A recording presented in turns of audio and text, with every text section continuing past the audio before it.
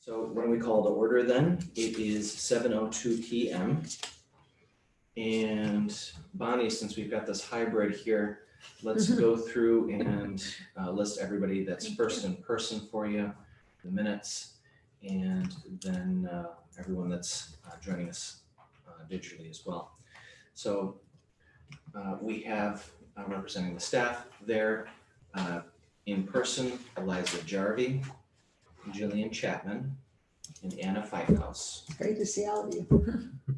As well as myself, Eric Bailey, and then we also have present trustees Bill Hayes, Jenny Graziano, Kathleen Meierhoff, and of course Bonnie Shaul.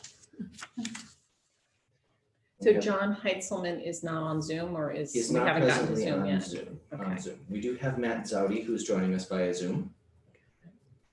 Will I need to note if John joins us at a later time? Yeah. We also have staff members Melissa Williams, Martha O'Hara, and Katie Horner. And who is, there's someone that's still just listed as youth services. That's the iPad. That's the iPad. Okay. And the iPad is joining us as well. And forgive me, Melissa Williams, correct? Yes. Thank you. So, okay.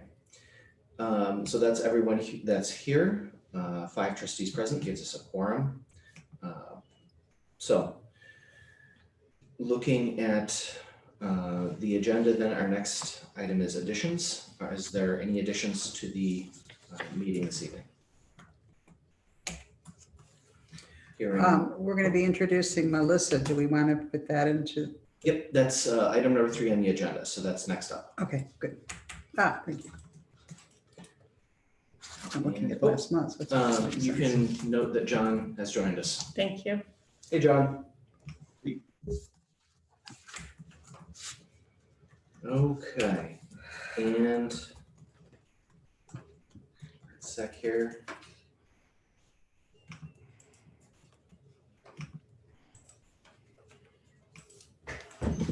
And I'm going to move Melissa to the spotlight. iPad here. Okay, our first item on the agenda at number 3 is an introduction to Melissa Williams. As was reported at the last 2 board meetings, we had some turnover. Our former development coordinator, Kathy Siebert, left the staff in March. We're very fortunate that we had recommended to us Lake Bluff resident Melissa Williams. Melissa brings much needed experience to the position, and we're absolutely thrilled to have her joining us. So Melissa is with us this evening via Zoom to introduce herself to the full board. And I think first let's, why don't we go through and make sure she knows who the names that I read off a moment ago are attached to. So if trustees present could introduce yourselves to Melissa, who should be visible here. Okay, I'll go around. Melissa, I'm Bill Hayes. Hi, Bill. And hi, Melissa. I'm Kathleen Meierhoff. We met several days ago. And by the way, Bill is our treasurer. Sorry, I should add that, yeah. And also chairman of our finance committee.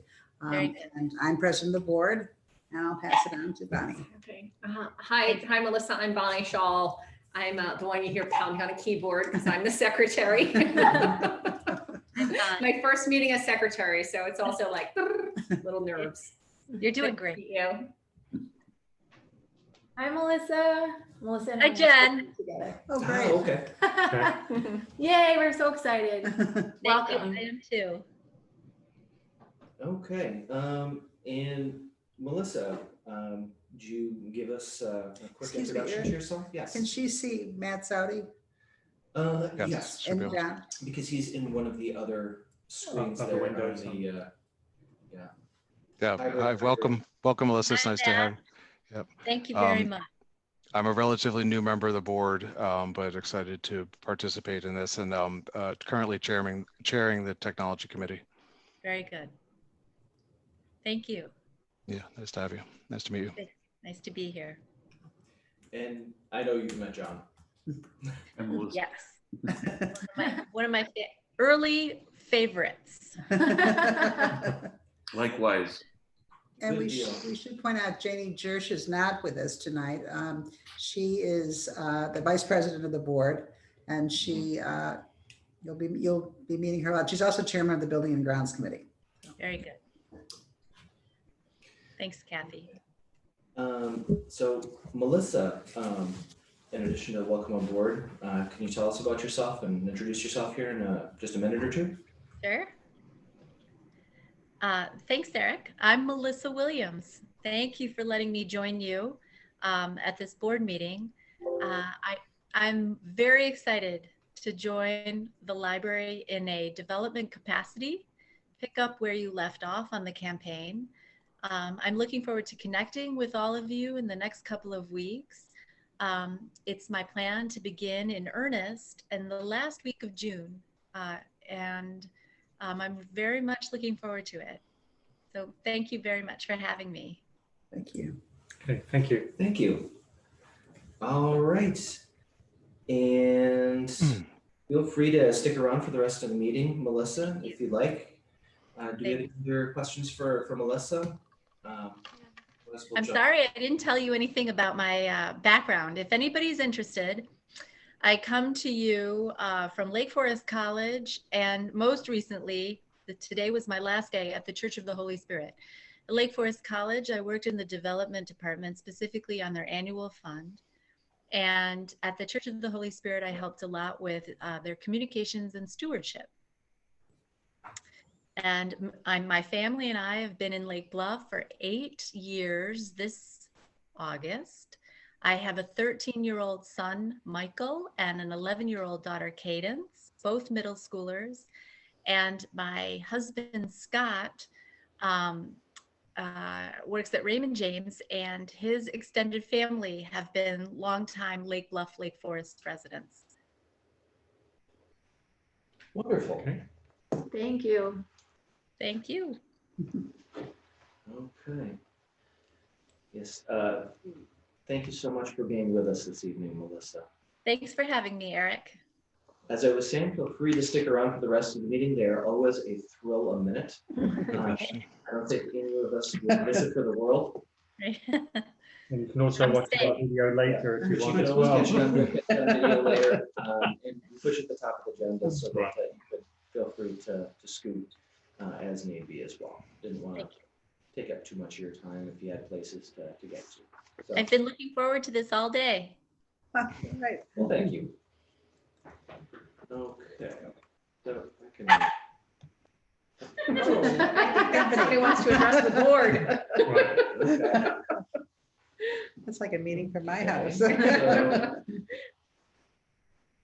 I'm attempting to cancel the spotlight here, and it's not going. Eric, you did. It's fine on the iPad. Oh, is it? Okay. So we're back to, oh, here, this is what I want to gallery view. Okay. Hybrid, everyone. This system is very nice. Mhm. It is, and I should mention that a lot of that is owed to Anna with the Anna? help of Eliza. It's great. So, Yeah. Thank you. Anna wrangled the technology here and got me hooked up. Okay. Next item on the agenda is members of the public. So we have some members of the public that are present. If any of the members of the public would like to address the board this evening, it is 5 minutes per speaker as allotted. So would anyone who is attending either online or in person like to address the board? Okay. Not hearing anybody jump up, we will Just- move on. Eric, sorry, point of order for the secretary. Okay. Is there any need to identify who's here from the public? Only if they speak. Okay. Otherwise, everybody gets recorded up at the top.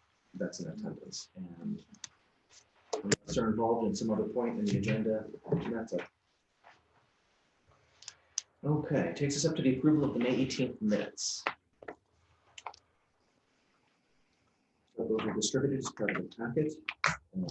Are there any questions, comments regarding those? Otherwise, I would look for a motion to approve. I so move. Do we have a second? I'll second. All right, motion from Kathy, second from Bill. All in favor? Aye. Aye. Matt and John, you can vote too, despite being online. Aye. Aye. Um, Excellent. You set the pace for this because sometimes we can get ahead of you, so. Oh, yes.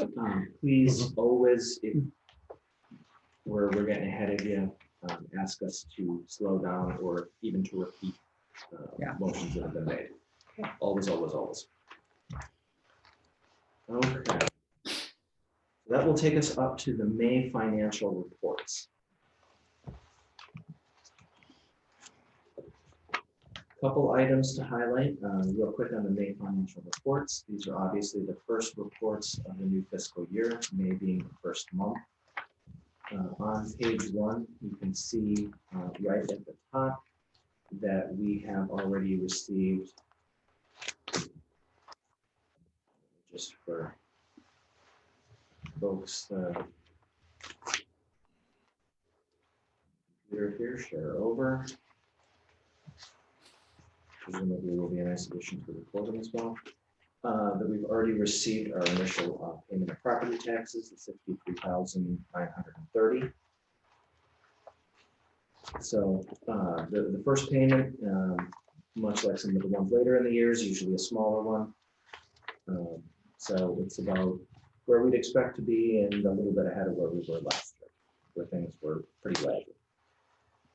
Looking on page 3 of the report, we have a number of big annual expenses that are scheduled to come due in May. They're most easily tackled then at the start of the fiscal year. This one is under the line library automation software. It's on page 3 of 5 on the revenue and expenditure report for $21,950, which is a big expense and pretty much the only expense that'll come out of that line all year long. That is the annual renewal for our integrated library system, Sierra, from Innovative Interfaces. So that integrated library system powers our online catalog that people search, powers a database that runs behind the scenes that tracks all of the materials that we own. It handles the checking out of materials as well as a multitude of different utility programs that keep all of that nice and tidy and run reports and other things. So it's kind of the key piece of software that libraries need. So Eric, that's the big expense coming out there. Yes, Kathy. Is that a multi-year contract number or does this vary each year? That's a multi-year contract number. It does increase a little bit, but pretty incrementally. And how long is that contract? It was a 10-year contract that we signed in 2014. Good. So we've got a few years left on it, and give it another year or two, and we'll want to get into the process of evaluating what we'd like to do in the future. Great. Is it a similar system that other libraries use, or is it? Yes. Yeah. Because it's a specialist piece of software, Yeah. there's a pretty finite number of companies that are involved in creating the software packages specifically for libraries. Innovative That's good to know. Interfaces, which offers some of the, well, they're one of the major players Okay. in that. They've actually in recent years bought out some of the competition, so it's kind of been a shrinking number of companies Number of to people, look yeah. to. But they're one of the major players. They have a number of software. The Sierra that we have is one of the, I think one of the nicer packages that they have to offer. Okay. In terms of software available. We talked to a lot of different possible vendors, and if we go up to bid again in 2024, then I'm sure we will then too. Okay.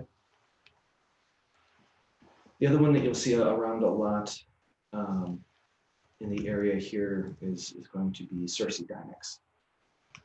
It's a good name for a software company.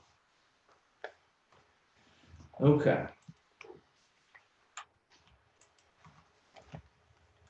So the bottom line for the month of May is that expenses totaled here at the bottom of page 3, $116,068. So that is higher than a normal month. May is almost always in a fiscal year our highest expenditure month. We have a lot of things that we scheduled come due in terms of annual invoices that pop up in May, as well as we very purposefully go out of our way not to spend money if we can avoid it in April. Because it simplifies the end of the fiscal year. The result there is that we have things that we need to pick up and in May when the fiscal year turns over. So you can see here on the page that last year for May, even though we were still pretty much mostly closed, outside of our periodicals renewal, lots of software and lots of ebooks, we won't spend much on materials, but we still managed to spend $111,000 last fiscal year in May, despite that. So 116, pretty much par for the course, not out of the blue. I have just a question. Fire away. I noticed I tend to follow book releases and I check and see and put them on reserve, sometimes even before they're in the library. And it always seems in April and into May that our library doesn't have copies, and for exactly the reasons you stated. The books are available at other places. You can get it from Amazon, you can go to Costco, some of them are in like Forest. Do you run into comments or resistance that we're not providing, just kind of staying up to date? And it's only, I realize, like 6 weeks. Yeah. We try to avoid letting that end of the fiscal year have a significant impact on the collections, because that is noticeable. A bit is unavoidable, but we do have queued up, I forget even, is Baker and Taylor still calling them automatically yours? Is that still their name for those collections? I haven't been using that feature. But vendors have heard lists of really popular authors, and you automatically get the titles, and we always get those, and we still make a point of ordering the most popular titles during the month. The more the less popular ones are usually the ones that we hold off on. We try not to leave it any more lag than we can in April. I will say staff is great about if I call and, even if it's not showing up at all in the catalog, they'll say, well, it's Katie's waiting for it, or we will order it, or they will order a second copy, and so on. So they're very responsive. I just wondered if you got any kind of feedback on that. Eric, would you mind if I mention a couple things? Katie, yes, I had forgotten that you were here. Yes, in the background. Kathy, to answer your question, yes, we do get comments from patrons. Not so much that we're not filling a service, but more just asking, hey, I thought this book came out, when do you guys have a copy of it? So yeah, and it's especially hard when we have really popular titles that are scheduled to come out at the end of April, because then we run into, well, if they arrive late in May, then they get charged to the new fiscal year. And so it can be a difficult balancing act for that. But usually when we explain it to patrons, they are, they're understanding about it. But one thing I did want to mention is that this year with COVID, and especially so, funnily enough, in the last several months, Baker and Taylor has been, they've been experiencing what I believe are issues with their supply chain. Somewhere along the line, they're having supply chain issues. So not every department here is experiencing delays with Baker and Taylor, but adult fiction is my orders have been very much delayed even without the end of the fiscal year. It's not unique to Lake Bluff. I know there are a lot of librarians across the country that have been having the same issues with Baker and Taylor, but that has definitely exacerbated it this year, where, you know, there are some popular books that I ordered, you know, back in February or March that are only just now arriving. So that has made this year just a little bit more annoying. Well, thanks for that background. And as I said, you guys are great about setting up reserves and following up on them and, you know, Yeah. And responding to requests to, you know, put me on the list kind of thing. So absolutely. And even if we haven't ordered a copy of the book yet, we can still put a note in the item field saying, oh yeah, Kathy wants a hold on this book, so that once that title does get acquisitioned and processed, you're immediately put on hold for it. So we really try to stay on top of that. Thanks, Katie. Thanks, Katie.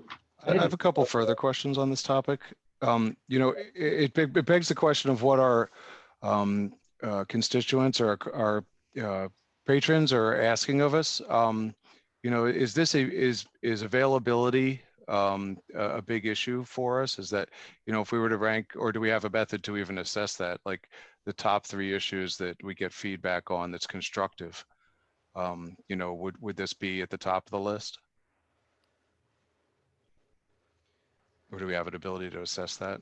This is an issue just in April, though, is it? Or it's Okay, so so I'm wondering, like, Well, I generally, most of the time, I would say that in terms of the items that we add to the collection, that we do a good job with availability.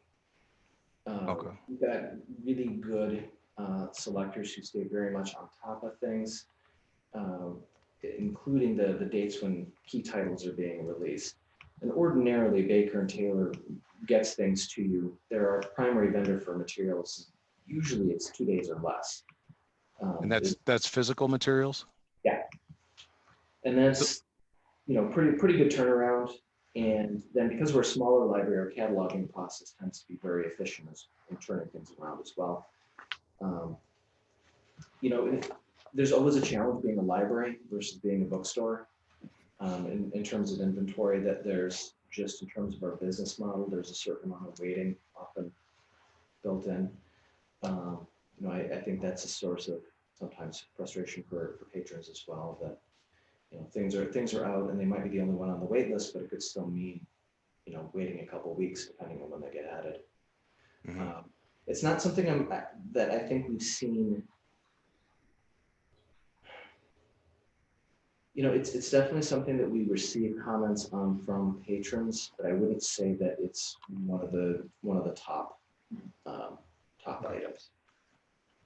All right, so then, yeah, I don't want to take any further time on my behalf, but you know, my next question was, if that is an issue, can we try to augment the availability with electronic, you know, online versions? But if this isn't a burning issue, I think we just park it. I will point out, Matt, that this spring when I was sort of doing this little study of mine and trying to get some books, most of the really popular new titles that we were holding back on because of the fiscal year became available digitally. So that seems to, and that's a big improvement over the last couple of years. More and more brand new good reads are becoming available. Some of them had crazy long delays, but there's a caption that your library is a member, blah, blah, blah. Often then 2 days later, the book pops up available. So that's a big improvement. And just one other quick note is that while we use Baker and Taylor as our primary vendor, we can also order materials through Amazon and take advantage of that prime shipping. And in the case of, or for this year where we were experiencing multiple delays, one of the things that I did was I would order a copy of the popular books through Baker and Taylor, but I would also go ahead and order a second copy through Amazon just because I knew it would get here quickly. The downside to using Amazon, or why we don't use it as much for certain materials, is because Amazon can't really match Baker and Taylor's prices, so it is a little bit more expensive. And we also use Baker and Taylor for pre-processing our books, which with Amazon we have to do that processing in-house. So it's not something that we use for bulk buying like we would for, you know, ordering maybe 70 or 80 different titles for a given month. But that is another way that we can get materials to our patrons faster. Hey, this is Bonnie. I'd just like to add a little color on the electronic availability because unprompted, a neighbor who, you know, saw that I had been elected to the board did say to me, you know, it's been something that's concerned me for a little while that, and again, I don't know about the accuracy of this, but so that ebooks there are often only 4 copies available. And is that something that the library would consider modifying? I don't know if that's ever come up before, but the quantity of ebook, the quantity of a given book, given title, Yes. is limited. And our appetite within Lake Bluff to consume ebooks maybe is higher than the current limit that the library has. Well, I'll jump in and give a very quick 30-second rundown, and then I'll rely on Anna, who's our digital materials purchaser, to fill in any gaps. We've got 2 primary ebook databases. The first one is the My Media Mall, which is powered by Overdrive. The model there is that you purchase the copies, you have them for a certain number of checkouts, and then they go away. It's intended to match the experience of working with a physical copy. And that's where the multiple copies comes in, and most likely is the database that she's looking at. I believe you can, I'm 99% sure it's possible to have more than 4 copies, but there is often a limited number of copies that are available. That's actually a database that we subscribe to as part of consortium. So the big view, as far as the number of copies, generally reflects what the consortium is purchasing. And that we can provide some input on, but generally, because we're one of many, many libraries that subscribe to it, we only have so much impact on that number there. We do have access to something called an Advantage collection, which is something that I know Anna works very hard to develop. And what that is that when we recognize that we have local interest in titles, then we purchase additional copies that are just for our patrons. So for your friend, I would encourage them to definitely be sure if they've got a title that they're interested in to place a hold, because we see those on the report. And when we see those pop up, then we have resources that we then put towards those and follow up. Thank you. Quick clarification, because I am not an ebook reader myself. Can you put a hold on an ebook as well as a physical copy? Yes. Absolutely. You could hold on an I think you can do audiobook or 10 at a time. Yeah. That is the max of 10. And we do have to supplement that database, which is still our most popular, a collection from Hoopla. And Hoopla works a little bit different. And the charge by Hoopla is paid per checkout. So what that means is that when you go into Hoopla, you see many, many more titles that you have access to. And there's no waiting for any of them. That's basically their model. And then the library receives a charge at the end of the month for all of the checkouts that have happened. How do you go to Hoopla? There's a link to it from the ebooks page on the library's website. I'll be darned. And there's an app too. Yep, and there's an app too. Yeah. H-O-8-double-A, but W-H-O. H-O-O-P. Hoopla. So we subscribe to Hoopla. It's become a great good thing all on its own, though we definitely joined it initially in part as a supplement to My Media Mall. Because while My Media Mall has a lot of great aspects to it, sometimes those whole lists for the most popular titles can get kind of long. Yeah. But you can always find everything available on Hoopla. Anna, anything that you would add? Yes. So as far as number of copies, it can vary anywhere from 0 to 100. It's the number 4 makes me think that your friend might have actually been talking about Hoopla, because until the pandemic, we only allowed 4 checkouts per month per patron. that's the way that we control it so that we don't have a few patrons using all of the monthly budget and then no one else can check things out. Currently it's 8 checkouts. So I'm wondering if the 4 was Hoopla. The 4 wasn't a number to a title, that was the number an individual patron Could check out. could check out on Hoopla during a period of time. Is a relatively limited amount if you're someone who especially is using Hoopla for TV or movies. Then you get, 4 or TV or music. Because Hoopla is more than just books and audiobooks. For Overdrive, Kathy mentioned that the availability has significantly improved. Part of that is the publishers have made new models available, so I can now use Overdrive in the same way we use Hoopla for certain publishers. So I can use a monthly budget and people can check out simultaneously copies of popular titles by certain publishers, which has let us really shorten those both lines. Great. Thank you. I hope that was helpful for everyone, not just. No. And I'll add one little tidbit, because we have to move on, but as a pretty frequent consumer of all this stuff, especially for the last 16 months, and I hope I'm not doing something I shouldn't be doing, but I will comfortably reserve something on digitally, and then I'll reserve the audiobook, and then I'll reserve a book at the library. And they don't cancel each other out. And whatever the first one becomes available, I just go and pick it up or whatever, and then I cancel all the other ones. So that doesn't seem to be drawing. That is 100% acceptable. I We kind encourage that. I do something similar where I'll have the physical book and I'll have an audio book, and I'll be listening in the car and reading at the same time to get it through quickly. Yeah. Just I get going. To maybe put a cap on things here and then.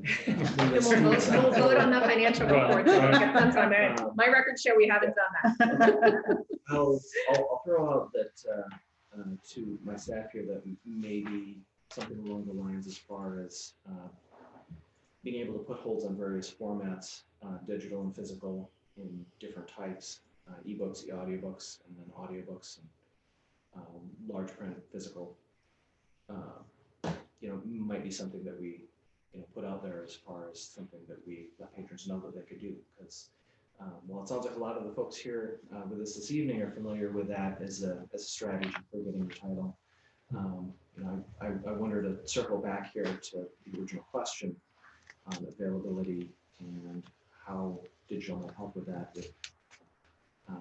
That's an awareness that we might expand. So I'll toss that out there for staff as a thought to rattle around and for us to discuss later. And on that note, I think we're probably ready for a motion in a second. One comment, I'm delighted to see passport fees in there. Yes. Mm-hmm.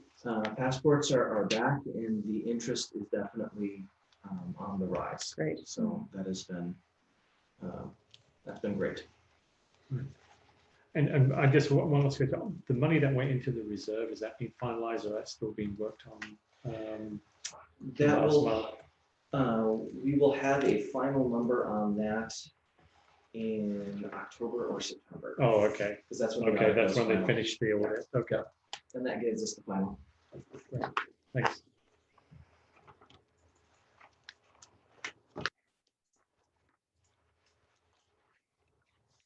Motion to approve. I'll approve. And a second. Second. Okay. Second from Bill. Motion from Bill, second from Jenny. We'll do a roll call vote since it is money. Trustee Meierhoff. Aye. Trustee Hayes. Aye. Trustee Graziano. Aye. Trustee Shaul. Aye.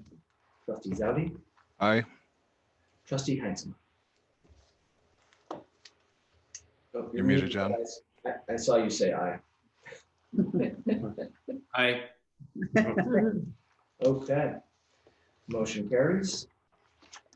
They are approved. Which takes us up to the check register form A. And items to draw quick attention to on the checks.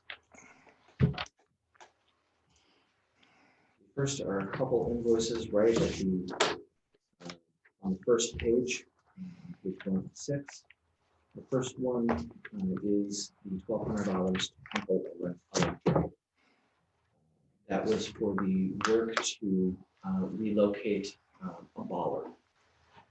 So we took down the bollard that was out on the peninsula there. Obviously, having electricity going when they were repaving was not going to be a winning plan for anybody. And then when we did that, we discovered that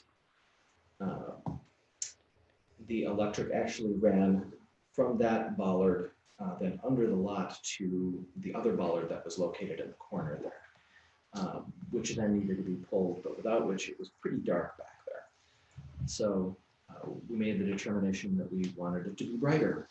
So we need to put that back in, which Henkel Electric came out and did, running the power this time from the building rather than from a different bollard. So that's that charge there. The other item here to draw attention to is the charge from Canukin, which is also related to the parking lot, 1290.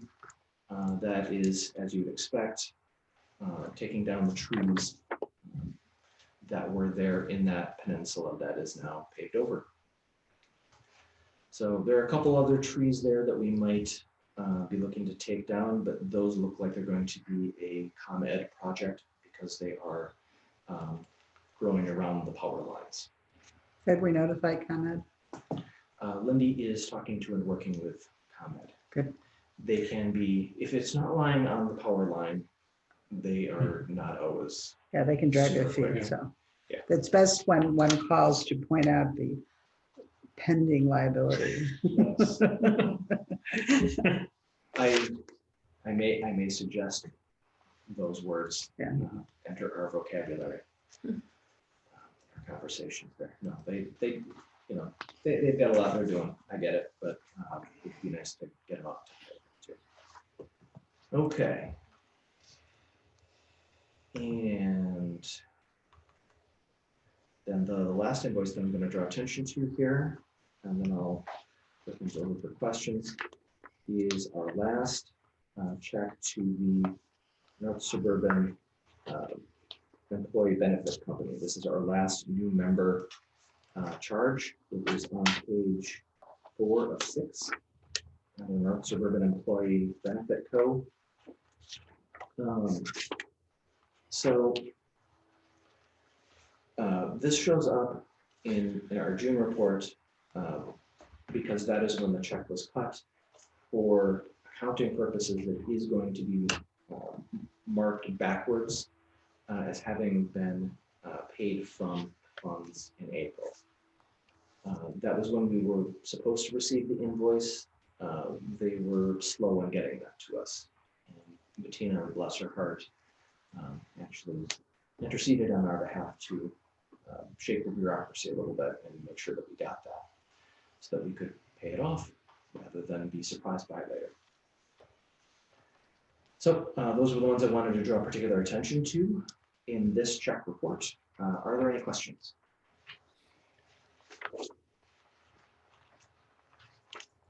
If there are no questions, then I would look for a motion to approve, and let me read the numbers. Motion to approve checks 14,776 to 14,784, and 14,786 to 14,807. I so move. Second.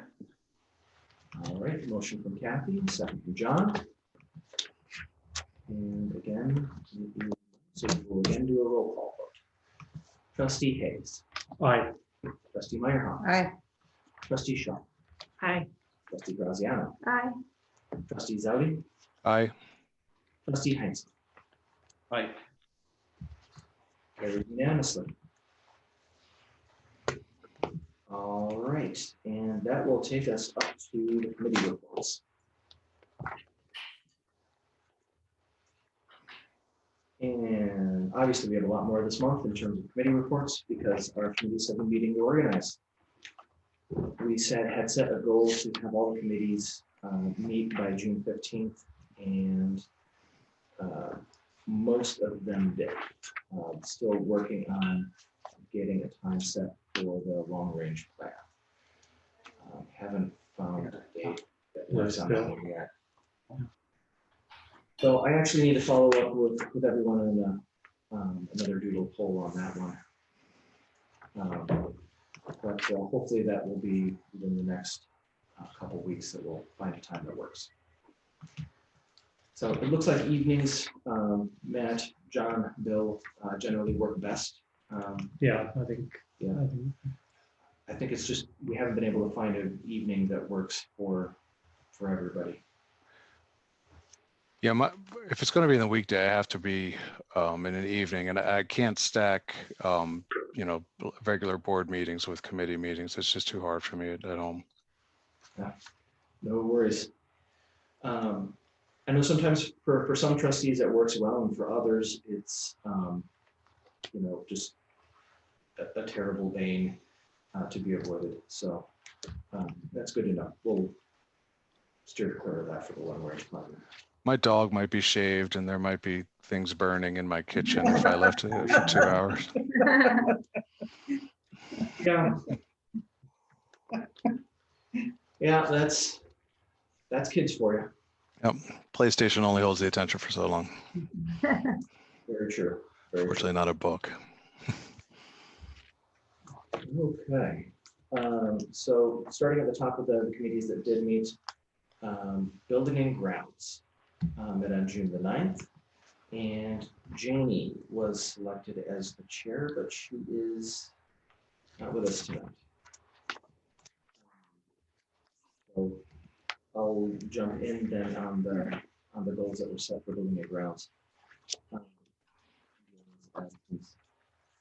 Looking over the goals for the coming year, the Building and Grounds Committee set 4 goals for the future. For those of you following along, page 7A. Yeah, I'll find it. Just shuffle here, I'm sorry. First of which is to collaborate with the Finance Committee, complete the assessment of the facilities, and the creation of the capital maintenance plan and timeline. This was one that we were working on before the pandemic hit, and was about to go to the Building and Grounds Committee for discussions there, and really is a thread that will benefit from picking up. Second goal, to work with Joe Huberty to plan and schedule the creation of a reading/meeting room on the main floor. Pretty straightforward. We need to get that planned out so that we make good use of the donation we received. To support the new development coordinator, Melissa Williams, on the launch of the capital campaign. So Melissa does not report to the Building and Grounds Committee, but the Building and Grounds Committee often is the source of information that is needed by the campaign. So that is essentially the goal, to get Melissa what she needs in order to get out there and talk to potential donors about the amazing things that we're doing. And lastly, to identify and implement ways to prevent usage of the library parking lot as a cut-through from Oak Avenue to Scranton Avenue. I saw a large white truck barreling through there just this afternoon. So I think a bit more attention to that will be appreciated by everyone. And certainly it's going to reduce our liability. There's a Lake Bluff police officer out there this afternoon sitting on that street, so someone got their attention, I would hope. Interesting. Thanks for that. That's good to know. No, go please. I was going to say, I think the construction that happened within kind of the 2-block radius inspired people to get creative. Yeah. I wonder, although now it's open, right? Because it's closed while it's Yeah, being but once you find a resurfaced. shortcut, you Yeah. can use it again. Yeah, everybody keep their eyes open to this and keep Eric informed, because it's not a good thing. But we'll be taking a look at the options there in terms of signage as well as speed bumps to discourage high speed and unauthorized travel through there. It's kind of a narrow lot. Bad things could happen. Okay, and unless there's anything, Bonnie, Kathy, that you would add for Building and Grounds, I'll turn things over to Jenny for community engagement. Okay, Jenny. Thank you. Well, we had a really exciting meeting. Jillian was there, And I'm sure all of you saw the last mailing that went out from the library. There's so much exciting stuff going on. So we've been at the, Jillian's been bringing the book bike out to the farmer's market, and the children's story time there is so wonderful. They had a great turnout last week. So it was really exciting to see so many people. And then there's so many upcoming events. So one of our goals for the committee was to identify ways that the trustees can be more actively involved in all these wonderful events. Thank you. So we had talked before the meeting started about possibly getting a team together for trivia night that's coming up. So that'll be in person. That's great. And then we also might be looking for volunteers. I think Jillian's going to check in with the park district to see if we'll need volunteers for the movie night in the park, the Jurassic Park.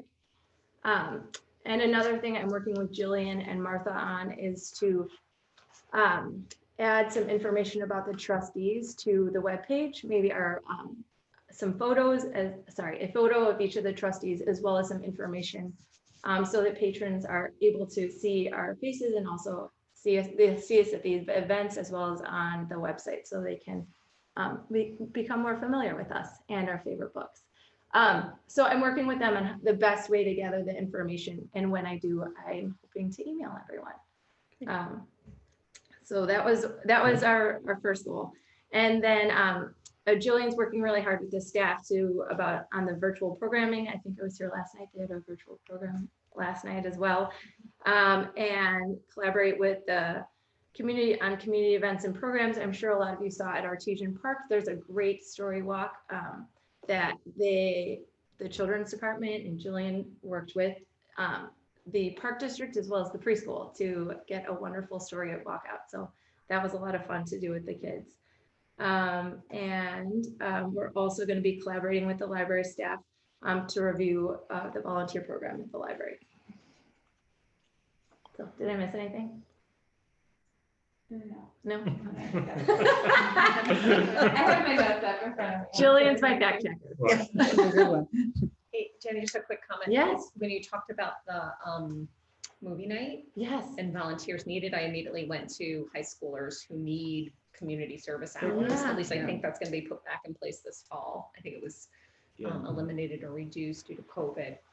But Yeah. that might be a great way through the newsletter and other means, the teen book clubs, et cetera. Hey, and maybe the library does that. I don't know. Yeah, and I think that's a great suggestion, and I think we'll bring that to the committee too to talk about, because I think that's part of what we're going to be doing is like reviewing some of the events to see. Maybe Jillian could talk about that. Further in the future, I think this event in particular probably needs 1 or 2 people total, because it's going to run itself essentially. But yes, that kind of aspect is perfect for teen volunteers, and it's easy to do and easy to manage. That kind of event. Yeah, and I thought of Eliza, maybe in just abeyance, but our teen organization, our teen group, they might be a good, I mean, little kids love that age group to interact with, and vice versa. It just works really well. Yeah. And it would tie into service as well. Mhm.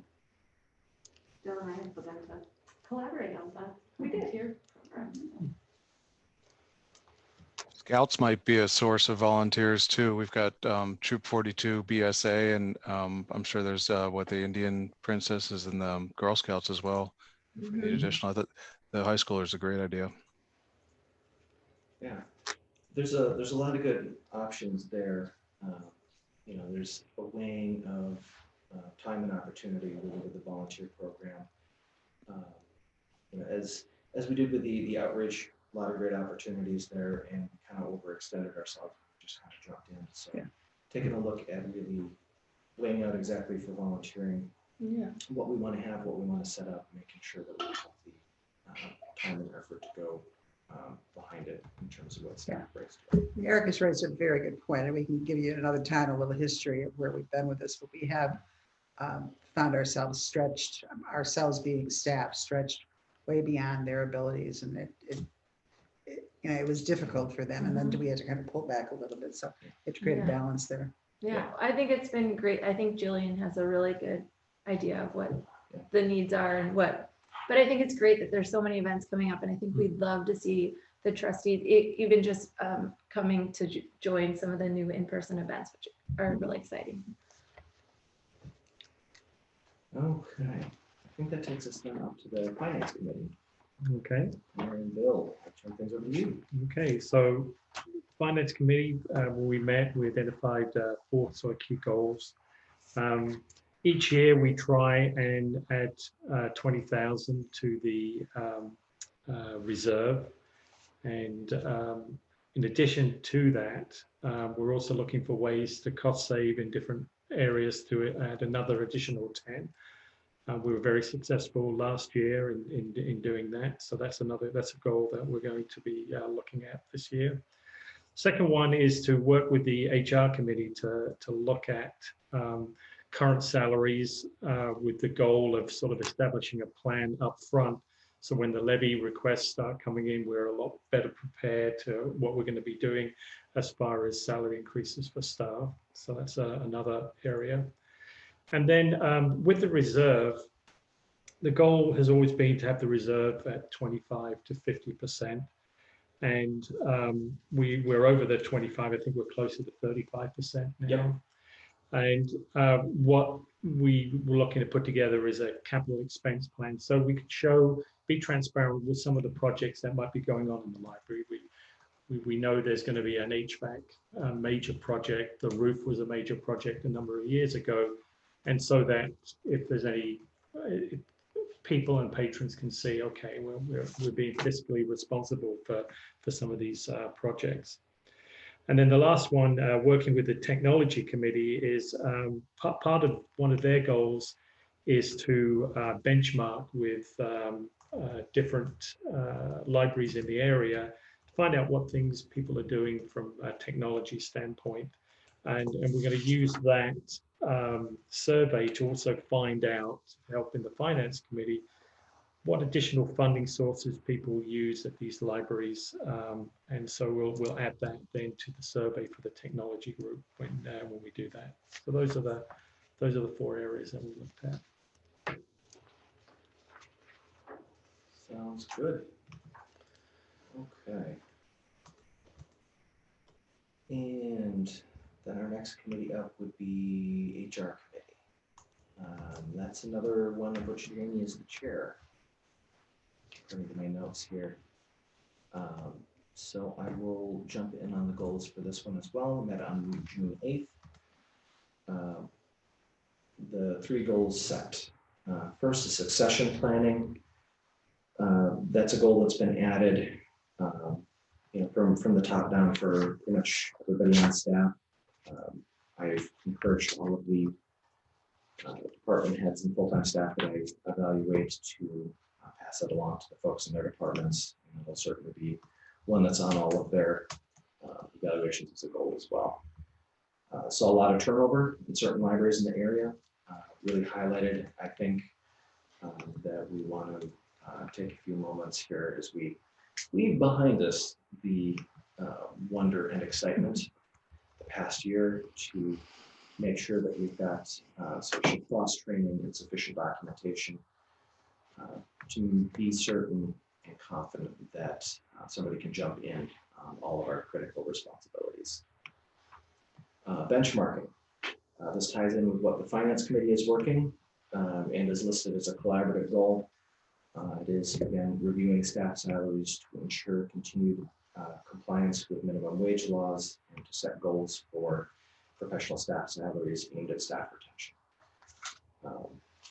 So those are kind of the 2 big drivers right now for the salaries, and we want to be sure that we are meeting both of them.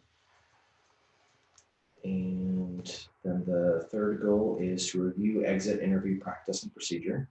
Who is involved and what questions are asked. Barring any questions on the HR committee goals, I will toss things over to Matt as the chair of the technology committee. Great.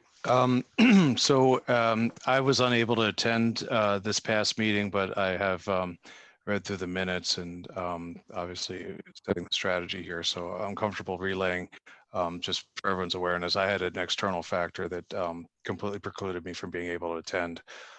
So all that being said, some of the goals I have for the technology committee are to keep us at the forefront of what other libraries similar to ours are doing.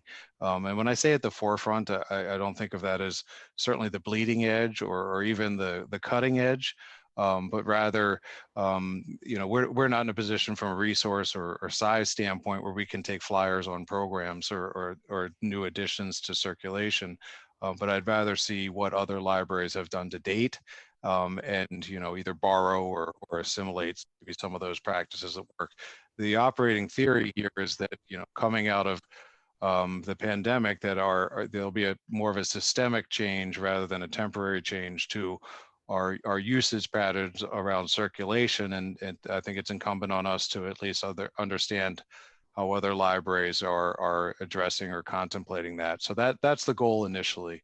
The way we'll accomplish that is by creating a standardized form. I did submit a draft of some high level recommendations around the types of questions, but I think this will be also probably an organic conversation, and hopefully the interviewees, myself included, will be able to kind of pivot and glean things where either their source or the library has a particular area of focus.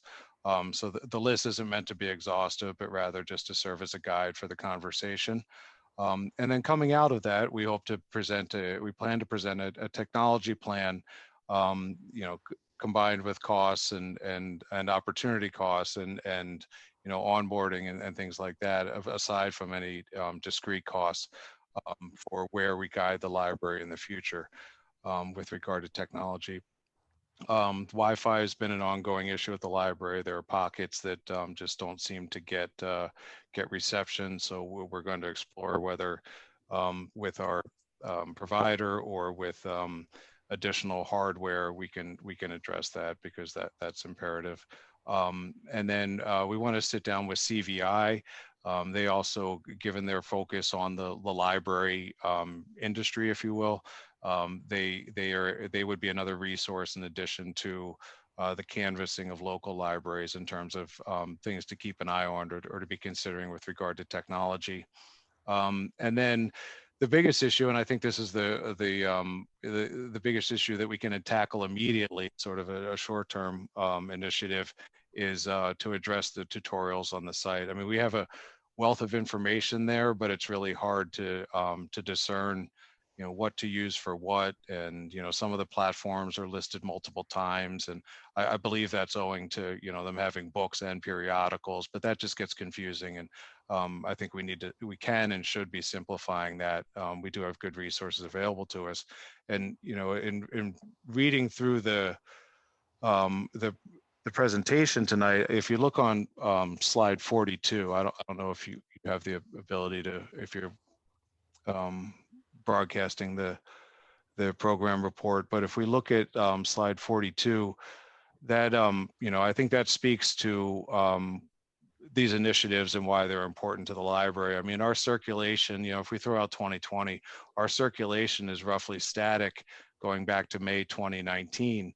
And that's, adult circulation has dropped by 1,000, and that's been almost completely subsumed by digital circulation. So, the shift is there, and we'll continue to see how that, manifests over the rest of the year. But I think that is going to persist, maybe not at these levels. And so we should be prepared for that and able to, accommodate our patrons. Page 42 is the first page of the statistics report. Yeah, so if you look at like May 2019, our adult circ was like 3,200, and it's like 2,300 now. So you've got a delta there about 800, and then your digital circ went from 1,100 to almost 2,000. So it's rolled completely into that, with some other changes here or there, but nothing too material. Juvenile circulation has gone up 500. Yeah, that was one of my big takeaways looking at the circulation total there, was that the adult circulation total seems still a bit depressed, and the digital is definitely well up versus 2 years ago. So yeah, I think the hypothesis here is, right around April 2020, everyone shifted, our adult circ went from, physical to digital, and that's continued. So, yeah, that'll be an interesting trend to watch, that balance between the two, since there probably is a certain amount of that's going to be moved one from the other, permanent. Mhm. Okay. Could I have one more thing that's not on the technology committee agenda, but I did want to add to the minutes, or at least the discussion here.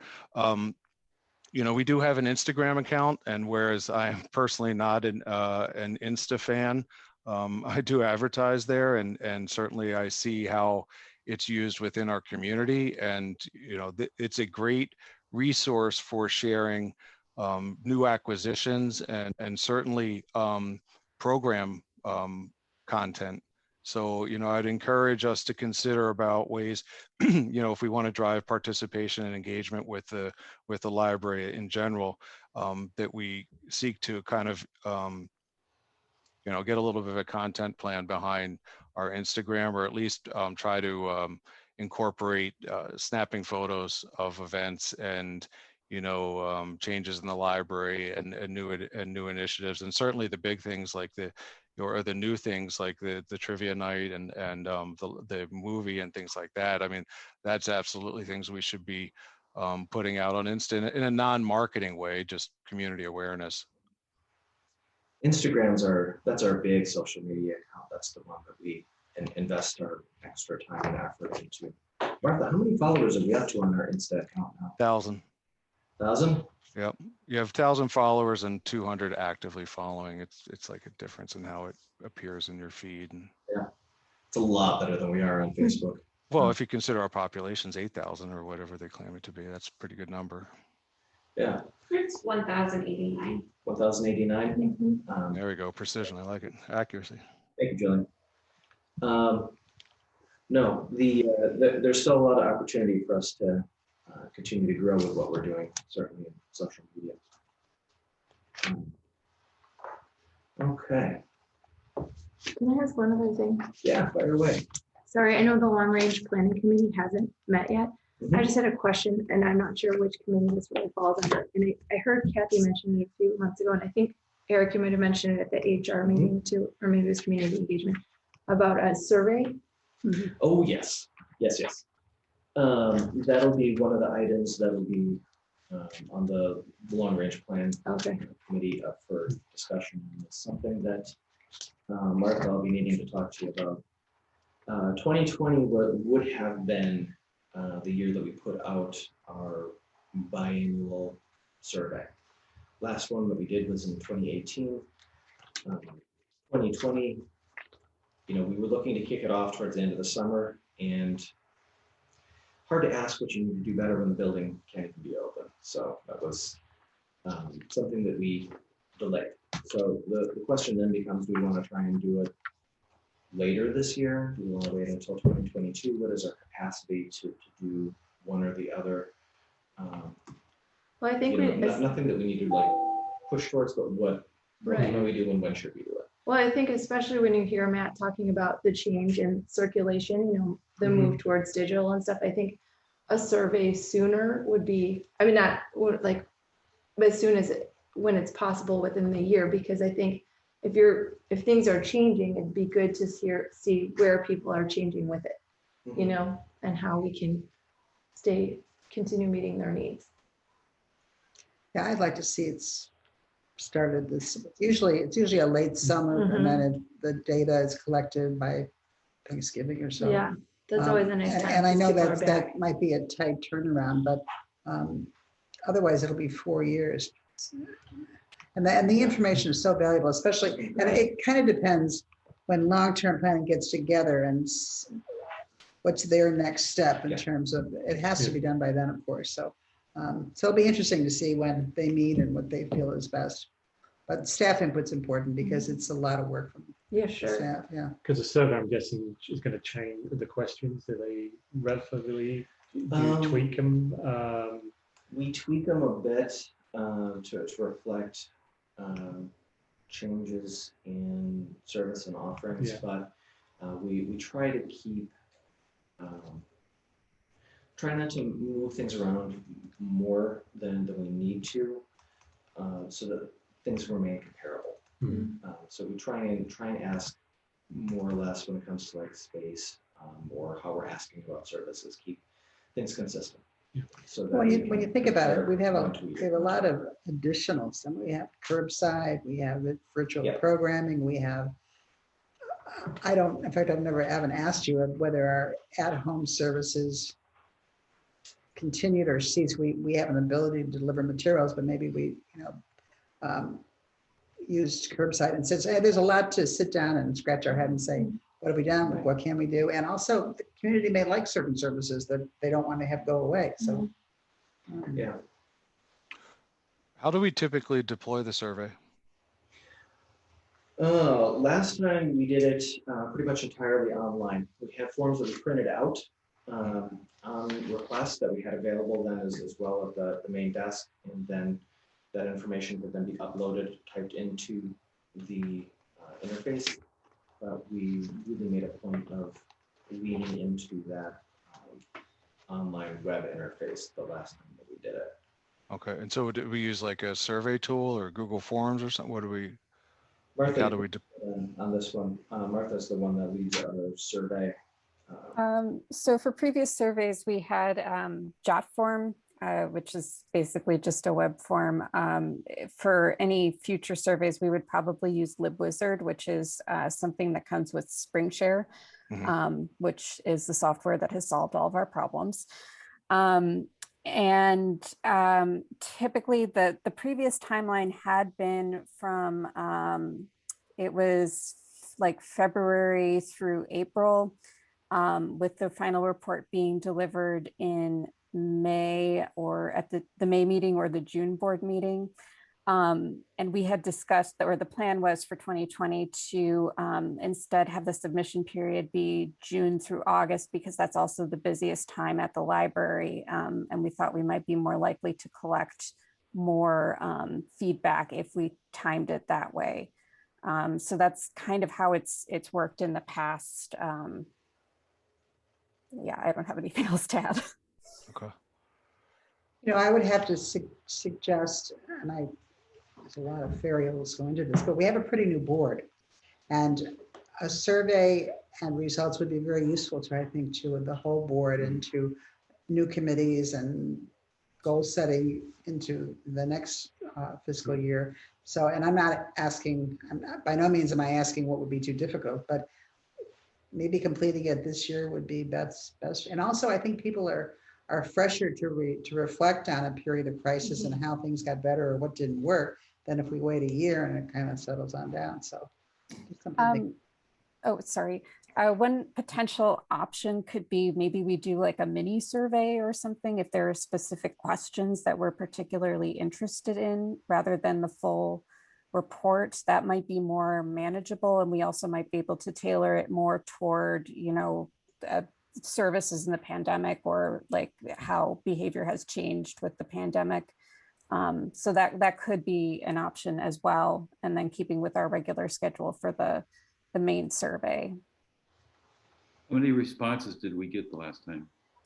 I want to say like 280 something. Out of how many patrons, or how many? Out of that was just the number of responses that we received. Mm-hmm. And how many, do we know how many like registered patrons we have at the Oh, library? I'm sorry. A couple thousand. Okay, so 10%. Yeah, this, I'm just looking right now quickly, this LibWizard looks great. I mean, if we already are paying for it, fantastic. I mean, there's, you can modify, I have a lot of experience here, so I don't know does this fall to the board or to the employees to execute the survey? It's kind of been a joint effort. Usually I've met with someone from the board to kind of talk through questions and like kind of talk through some of the details, and then we list it in our newsletter and have signs up, and usually there's some sort of incentive. We've done like Amazon gift cards, that kind of thing, random drawing from submissions. So it's kind of been a joint effort, and then I've usually like looked at the data and written a report and then delivered the report at a meeting. If that answers your question. Yeah, that absolutely answers my question. Okay. Yeah, no, that's perfect. Yeah, I'd like to be involved if, with Kathy or the board's permission, I can spearhead the contact with Martha. I personally think it's important we get a read this year, whether the timing is now or later in the summer. We just have to think about like back to school and sports and everything else that's going to clog people's inboxes. But at the same time, in the summertime, people go away or vacation or what have you. So, there's just some considerations on feedback, but if we have a long enough window, I don't think it really matters when we deploy it. I just would be in favor of deploying it this year sooner rather than later. Well, I mean, we could take it up as a priority item when we meet. Yeah. Yeah. And I think that's probably the good next step here is to let the long range plan committee take it up as a priority item, weigh the availability and the timing, and then make a recommendation for moving forward. And Matt, overall, I think thank you for volunteering on that. It's always a good thing to have a trustee that can jump in on and be a point person to liaise with Martha on this. It makes it a lot easier. So, yeah, I just sent a survey to 48,000 customers last week. So yeah, this is something I do regularly. So I'm happy to help. Excellence in the wheelhouse. Fantastic. All right. I think that takes us pretty much through our committee reports. Any other committee questions? Otherwise, we'll move on to new business. Okay. So first item that we have for new business is the report on programming for fiscal year 2020-2021. So, my notes here. We have in the packet this evening the annual reports on programming. This is information that was prepared by Fifhause and Eliza Jarvi. They provided us with summaries in addition to the numbers of what was learned over the past year. And they are both with us this evening and to talk a little bit about what they provided us with in the packet. Anna, I will turn things over to you first.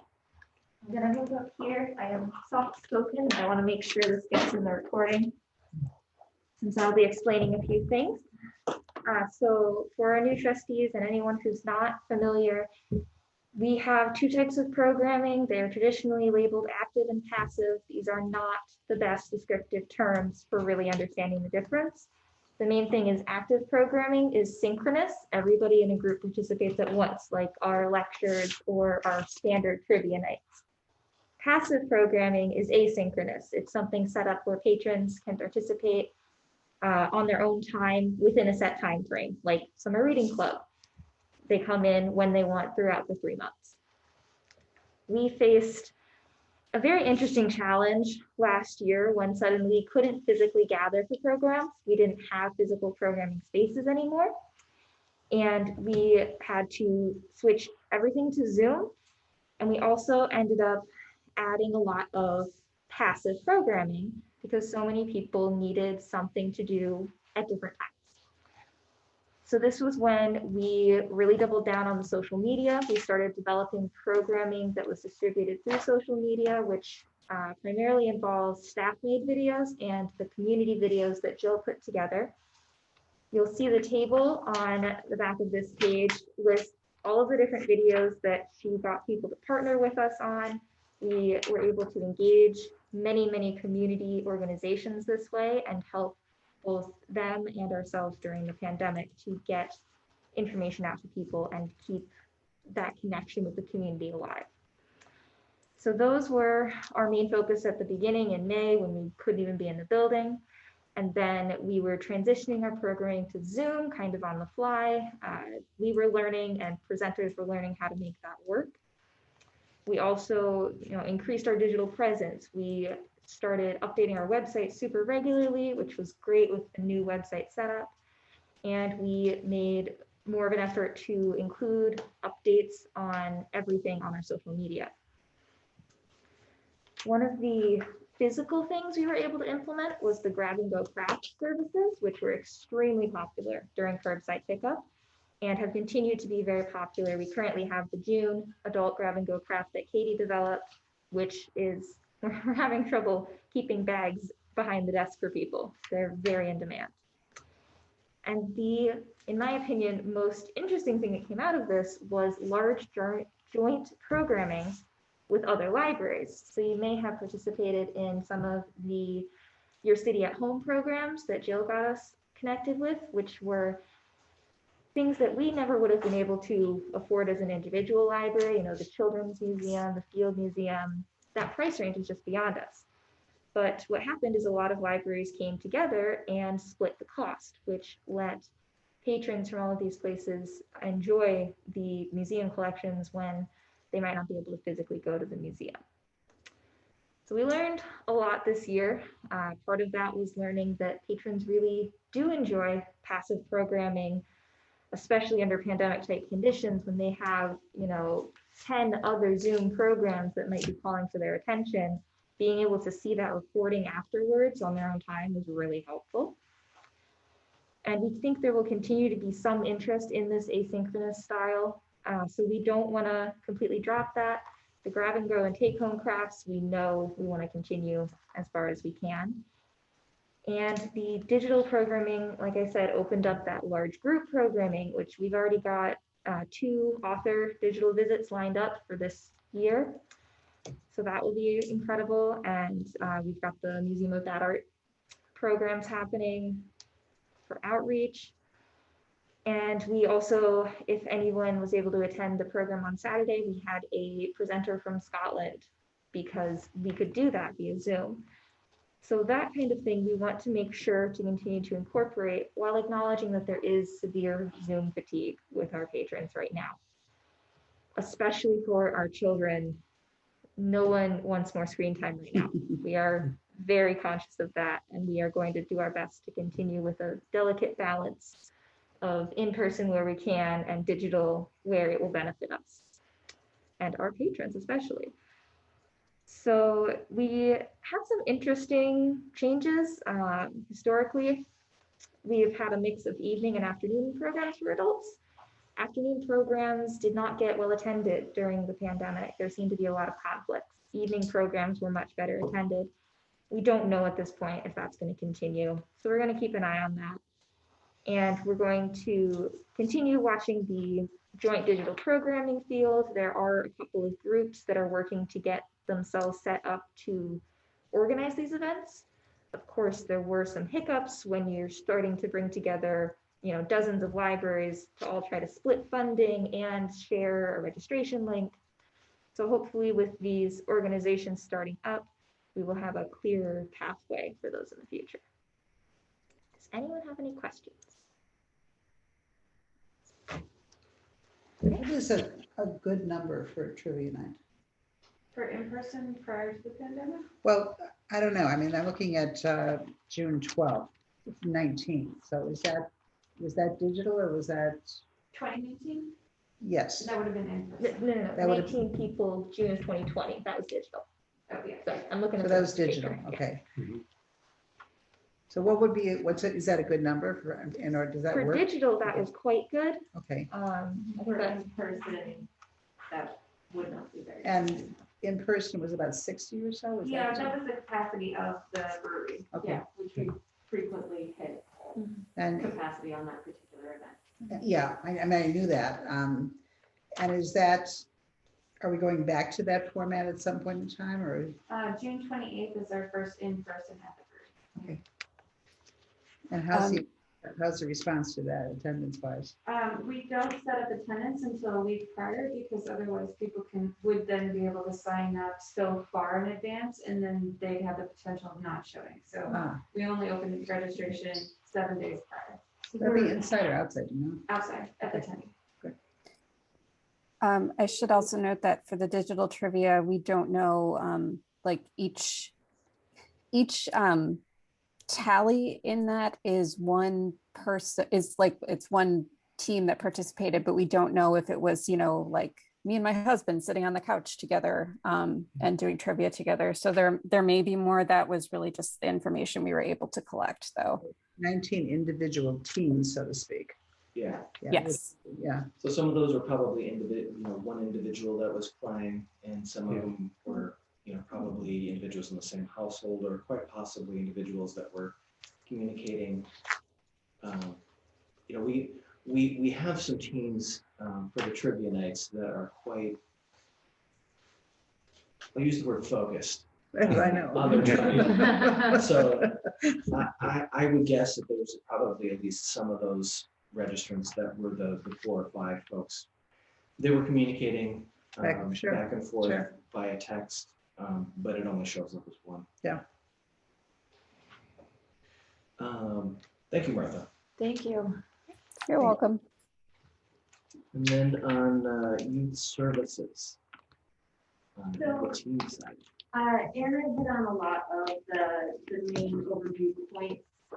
So I'll just repeat a couple of them. We did see a lot of Zoom fatigue, a lot of challenges engaging children over Zoom throughout the course of the year. There's a pretty specific kind of timeline with the initial lockdown where we saw a lot better numbers. And then as soon as school started back in session, we saw a pretty significant drop and had a lot more competition for screen time at that point in time. So we did try to focus as much as we could on providing physical and physically engaging materials such as the grab and go crowds, such as creating book clubs for kids, but a lot of those don't necessarily show up in our programming statistics as such. And yeah, Zoom fatigue goes both ways. The librarians who do our story time are absolutely thrilled to be doing it at the Village Green again, be able to see the kids, be able to kind of pivot as they see the kids' attention, and that back and forth is just a part of the magic of story time, and it's very challenging to recreate over Zoom. Which is why you had 119 people come. Yes, last week we had 119 people. Amazing.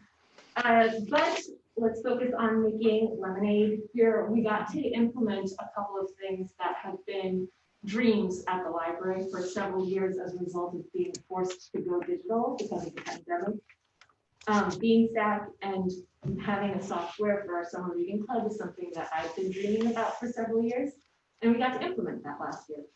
Already our numbers this year are significantly better. We're actually higher than the amount of registrations that we had for the entire summer reading club last year, and we've only been going for a week and a day. So I'm really excited about that, and I think the difference is that we are able to help people kind of assimilate to being stacked in person and do the troubleshooting, and then they have the app to be doing the logging themselves. And then, yeah, moving readers advisory and the Take 10 service isn't something that you're going to see on the programming statistics, but this is just another thing that we got to do as a result of the pandemic that we've been hoping to do for years. So I just wanted to kind of mention a few of the lemonade aspects of it. Yeah, did you guys have any questions about the programming? Well, I would like to just say to both Anna, to everybody, but to you guys in particular, to Jillian, to Martha, to Katie, everybody. I'm just, and this is just speaking as a patron and as someone who's lived in this community and taught in this community. It's my home. And I honestly have not seen a small organization rise to a crisis. I mean, I've taught through 9/11. I've taught through deaths of students. I've taught through very sad, hard times. And the community always rises to the occasion. But I am just blown away at what this library has done. And to walk in there and pick up books, and if you knocked on the door, you got to smile. I mean, it was, mask and everything else. But it was a high point on Scranton Avenue for months and months and months and months. So I want to thank you all. You all lived in the fear of COVID. You all lived with families and concerns and your health and all the things that were happening in our society. And Eric, I'm including you.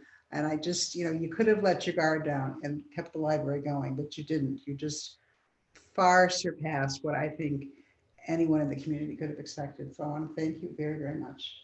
Thank you.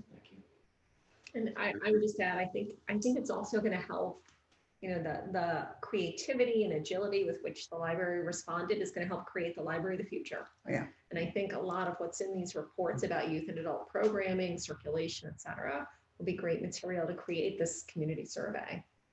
So And this is like a pivot point, I feel, for the library. yeah, and we have, I'm not kidding, we were the only thing happening on Scranton Avenue for well over a year. You drove down the street and it was empty. And I mean, just plain empty. And then there was a light in the library somewhere and people were picking up books and dropping off books. I mean, thank you for all of that you did. And thank you, this town owes you guys a lot. Thank you very much. Okay. Any other questions on programming? Otherwise, we'll jump on to our next item in new business. Okay. It's a nice little transition. There we go. So the next item that we have on the agenda is the Youth Services Department Master Policy. This is another one that's primarily informational.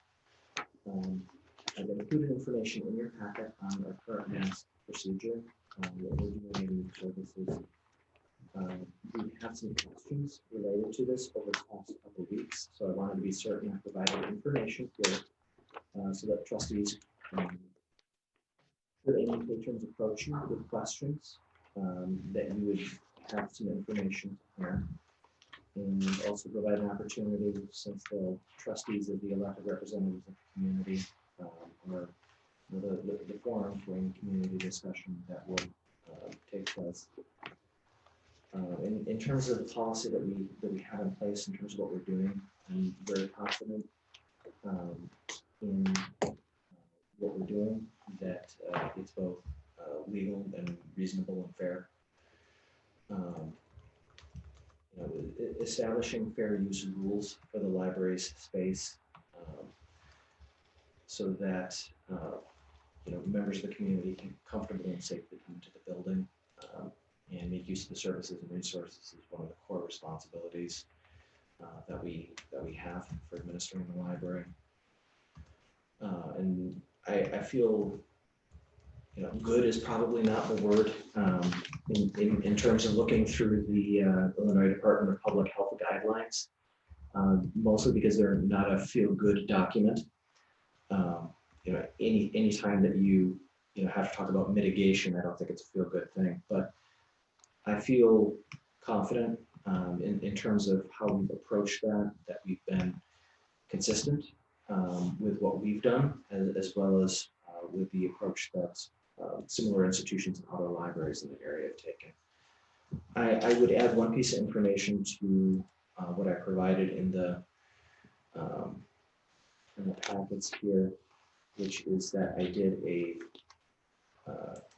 quick survey of the other libraries, of which there are 24 other public libraries within that 15-mile radius of us. Yay, North Shore. Of those 24, all of them have some masking rules in place, even if it's just that asking the vaccinated individuals, non-vaccinated individuals to continue to wear masks. 10 of the libraries of the 24 are still full masking, which means that everybody that comes in still needs to mask, regardless of what department, and staff to wear. And including those, there's another 7 as well that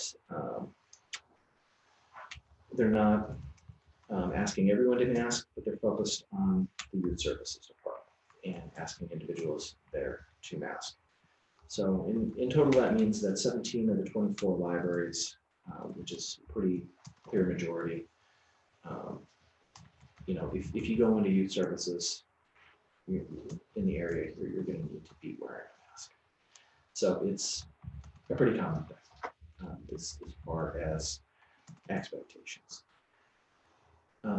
I would open to any comment or discussion, any questions that anybody might have. I have a question. Mhm. In regards to, yeah, I know that this is like a changing policy as Mhm. as things keep opening up, and I think people sometimes have questions. So, for example, on the Park District website, it says we will have signage that recommends where you need to be wearing a mask, but we ask that our staff not have to police the policy. Mhm. So like, what role are the staff asked to, like, in regards to, are they asked to enforce the policy, or how do they have to interact with the public when it comes to questions about masking? Well, our initial approach has been through most of the mitigation of the last year was really to try and enforce that. If somebody was not following the rules, generally when someone is doing that, that's a detriment to other people's ability to comfortably use the space. So in terms of enforcing our usage behavior policies, that's always something that when we set a rule, we try and stay on top of that so that it's followed.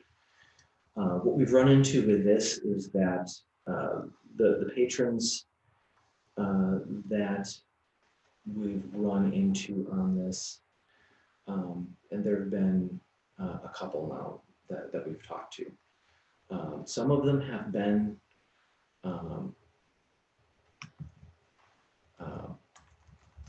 trying to think of the right word, performative might be the word. Not the individual that you were had I know talked to, Jenny, but some of the others have very much been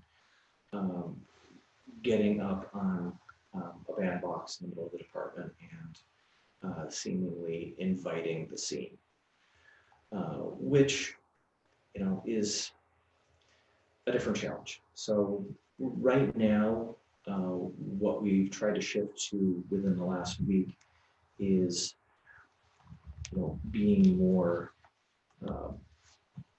making people aware of what the policies are, asking them to comply, but not being enforcers so much as reminders. It's a weird spot. Everything that every conversation that I've had with folks in the community, as well as earlier today when, yesterday afternoon, actually, when I had a chance to talk to other library directors in the area, there's been general agreement there that for whatever reason that, that there are people that are more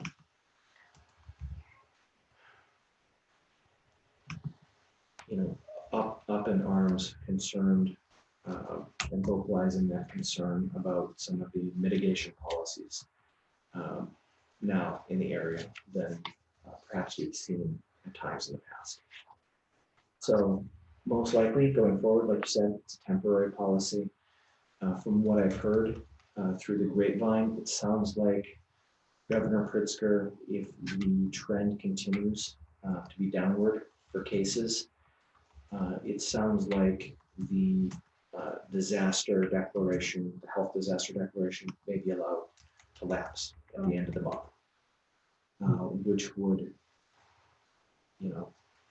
take us back to pretty close to businesses as usual.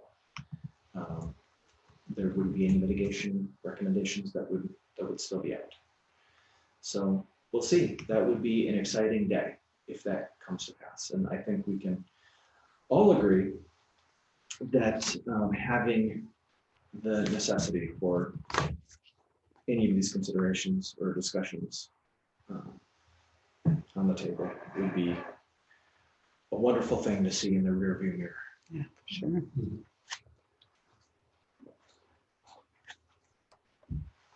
So that's kind of where we're at.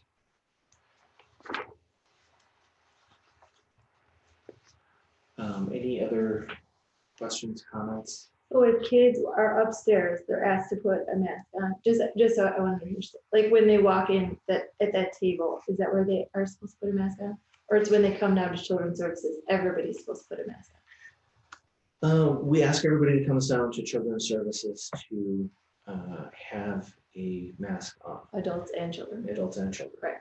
And generally we don't try to engage with patrons on the main floor. If somebody's obviously under the age of 12 and they can't have been vaccinated, then we would ask them to put on a mask. But generally, if it's a bit indeterminate whether somebody's around 12 or it's very clear that they're well over that age, then it's on an honor system. Okay. At that point, we've got a lot of signage up. We try and make people as aware of the policy as we can. That if you're vaccinated, you can go without, but if you're not, we really need you to still wear the mask. But we're not going to interrogate anybody about that. Once in a while, I know in conversation we've gotten tripped up on that, but we try to be very careful in engaging with folks and try to be respectful. It's an ever-shifting challenge. It's a challenge, yeah. Definitely. But as with most of the, whether it's everything being allowed to lapse or some new wrinkle, like with all of the permutations that we've had on mitigation and what we've been doing, I'm sure that it will be something else within a couple of weeks. Right. Just because that's how it goes. Yeah. Thank you. No problem. And I just, for my own benefit, I think I missed something in taking notes for this section. Where is the sign within the library that indicates if you're coming into youth services, you need to wear a mask, regardless of vaccination status, regardless of age? There's one on the landing, there's one on the main desk, and there might be a third, probably. In the elevator. Elevator. Thank you. So basically most entry points to youth services, all, unless you're coming in the emergency exit, in which case I want to know how. So I'm going to just suggest that people have signage fatigue, right? Yeah. Because everything has a sign on it, Target, the grocery store. Right? And they're all different. Yes. Yeah. So. Yeah. No, we try to be very conscious of that, the fact that people do have signage fatigue, and we want to get the information out there, and we want to get people's attention with it. There's always that temptation to if it's important information that you want to be sure people get, to put signs everywhere. But the reality is that we're all burned out, and the more that you put stuff up, even at the best of times, the more likely people are to just tune it out. So. I'm hoping at some point that we'll maybe get some more of the digital signage in some places around the library, certainly in youth services. I know that was something that we were looking at doing before the pandemic started. Those, because they have some movement, there's something different than the static signs, tend to get people's attention better. Right.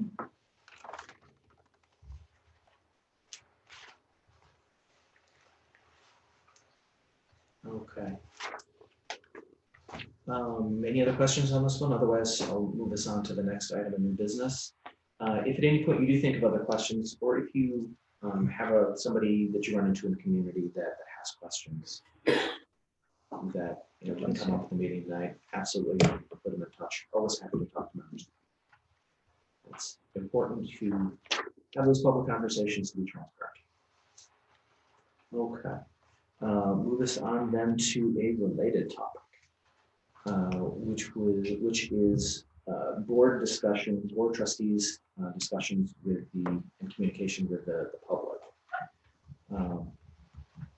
So the periodically, all trustees get approached by members of the public. That happens, and it's not a bad thing. One of the roles of the trustee is, as a representative for the public, and there's public engagement and conversation that goes along with that. But You know, there's also, you know, some important things to keep in mind in terms of those conversations. You know, and Kathy, I know that you have some points on this as well, so I'll let you jump in here. Yeah, I mean, you know, it's been a busy month at the library in a lot of ways. So we've had some conversations with patrons who've been difficult with staff. And again, I applaud the staff for doing the best they can. And as we all observe everywhere you go, it is confusing. I mean, you walk into one place, they have this and that, and then you hear on the radio, everybody's at Wrigley Field. I mean, it's really kind of confusing as to who's doing what and where and why. And so we're going to be asked questions and we have to be prepared to answer the questions. And Eric is great about letting me know when things are going on. And I shared with him just from a trustee's point of view, I think Bonnie's, what you went through with your neighbor in the four, that's a perfectly normal interaction between a trustee. Hey, I tried the library board. What do you know about this? Those conversations happen all the time. And oftentimes you're able to say, yeah, you know, so-and-so, Anna Fifhause is doing programming. I mean, you know a natural answer and that's all there is to it. And there's other times when I'm sure you respond, let me find out, and if there's more. And then in your follow-up to your neighbor, if they said, well, I don't like that policy, then the best thing to do is say, why don't you call our director, Eric Bailey, and I'm sure he can give you a little more information about it. And I think that's as far as a trustee needs to go. I mean, we're here to represent the library, but we don't make the rules. We certainly can make mistake in our interpretation, nor do you have to be the recipient of someone's, you know, unhappiness about a policy here at the library. So I just wanted to make sure, I talked to Eric and I said, make sure all of us are aware that as the library reopens, might say, well, gee, are they open on Wednesdays? Are they open on Tuesday night? People have said to me, the library have a copy of this book. I said, I don't know. Do you know how to use it? Oh, many times people have said that to me. And I'll say, do you know how to use our catalog? If not, why don't you drop in the library? So sometimes it's you actually kind of have to bite your tongue. So, you know, if you're fielding questions or feeling a little pressure, and especially if you're new at this, it's you know, the public knows that you're there to, but you're not working for them. I mean, you're representing them. So feel very free. You want to be at your best behavior, but if it gets to be too much, just say, I'm sorry, I can't help you. I'll tell Eric that you're questioning, or feel free to drop in. And also at public meetings, the public is welcome and they have the right to speak for 5 minutes. So, you know, they can sit right back there, raise their hand, identify themselves and speak their piece. So. Yeah, and the Board of Trustees is the highest authority at the library as a group. And part of what that means is that in terms of knowing some of the questions in the nitty-gritty and the implementation of policies, you have people for that. That's what the director and the staff are for. So, you know, for those questions, you know, absolutely. And as always, key thing, as with so much in life, communication. You know, we're first and foremost, the trustees, the staff, here to work as a team for the library. So, you know, whenever there's something that comes up, you know, we communicate, we work it out. You know, I think the goal for that tonight was really to just talk about it a little bit, provide some information. We've got some trustees that are newer to the board, new to that dynamic working with the public. Though I would say that you know, all the conversations that we've had thus far with the public, including all the ones that we've talked about tonight, have been pretty solid. Oh, sure. Yeah. So not that anybody's, you know, running down Scranton Avenue doing anything crazy. And let's hope it doesn't happen. Yeah, we've got enough fun going on there. So moving us along then to a quick update on our renovation project. This is a very quick update. In addition to Melissa coming on board and joining us, which is great, we did also reach out to Joe Puberty of Angler Ganderson, the architect that put together the plans for the quiet reading / small group meeting room that we received a donation to put into place. And Joe is preparing a project calendar, more detailed and updated cost estimates for the various pieces of that project and installation. And is going to be getting its information to help us with selection of project manager to oversee all parts of that. So that'll be an ongoing discussion and something we'll have more information on you going forward. Any questions or discussion on the renovation project? Otherwise, I'll move this to the director's report. Eric, can I interrupt real quick? Eric, I do have a quick question on the, Fire away. so just thinking about the hours of the library and the number of days that the library is open, Mhm. which outside of the summer, 7 days a week. How on earth do you do projects like this without it being a disruption to service? Like maybe there's like the roof different. It's outside, it's probably noisy, but The roof was surprisingly disruptive at points, actually, because we don't have, there's no underlayer to that roof. So when they took the portions of the roof off, they opened it to the sky. So we had blue sky and birds above us for a while in the workroom, which was amazing. But the short answer to the question, very carefully. The somewhat longer answer to that is when we've had projects like that in the past, we do put a lot of thought and planning into how we move things around, how we make use of the rest of the space so that we can keep the library open and minimize the disruption for workflows for staff and for patrons in particular.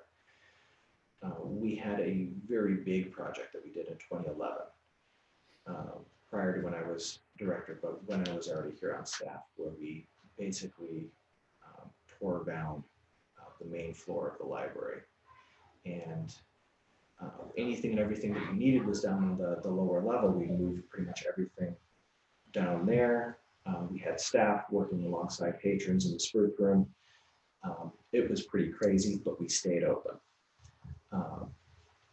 And it's a lot greater to talk about in a retrospective as an example than it was to work through, but we got through it and we still provided service. This would be a smaller challenge and something that we would definitely work through. And as someone like Joe done projects in libraries before where, the things that come to my mind is a serial home fixer-upper, noise, dust, and safety. Yep. Well, Joe Huberty is a name you're all going to hear quite a bit. I'm just going to, and we'll probably break it down to Joe that said this pretty soon because, and I'm sure you'll all have a chance to meet him. Joe has worked with us, and I don't even know when the space study occurred, but he is an architect. He specializes in library design, and his firm is, really top drawer in library design and architecture. So we're in good hands. And I was at this meeting with Joe 10 days ago or so. Yeah. And you kind of learn Joe knows what he's talking about. And one of the things he said I hadn't thought about was exactly your point, because we're thinking of working with this small area that was a computer room and making it a quiet reading room. And there's some changes have to be made and some construction. And he was suggesting to us that we consider a property manager, which I figured we would have to do that. It is an expense. Everything we do is an expense, and we want to look carefully at every add-on.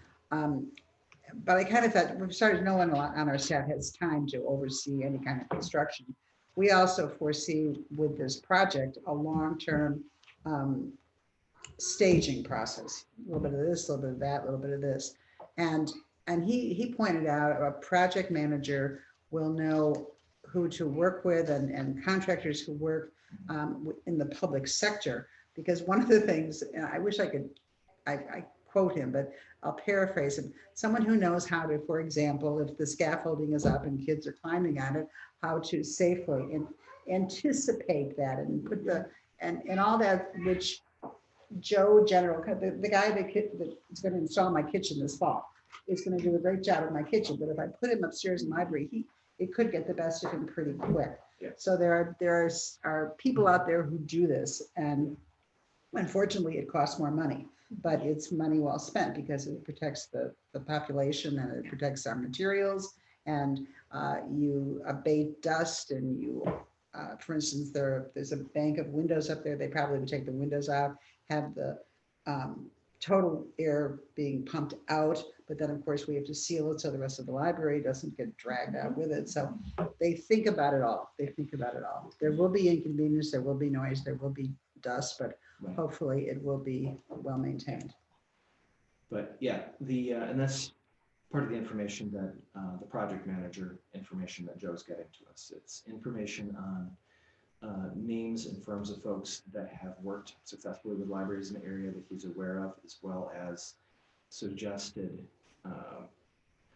information for questions and materials to ask for when you go out to bid, so that you can get the right answers and information to gauge how well someone would do under that very particular circumstance, because it is the right environment. You know, Yeah. we'll do our best. The project managers are very much a key part of that Yeah. equation, because And they've done this many times Yeah. too. So Okay, great. Thank you. Yeah. Do you anticipate it? Is it too early? How long the project's going to take? Joe was talking about trying to get it finished. I think January 1st is what he said. I think starting 2022. January 1st. Starting January 1st. But see, it's particularly beneficial to do inside jobs and get them booked the winter, Yeah. Right. because contractors That's right. are looking for that because they're so busy with outside stuff, and they discount it a little bit if they can lock into. So Okay. yeah, it's a 22 construction job, hopefully winter of Yeah. 22. Okay.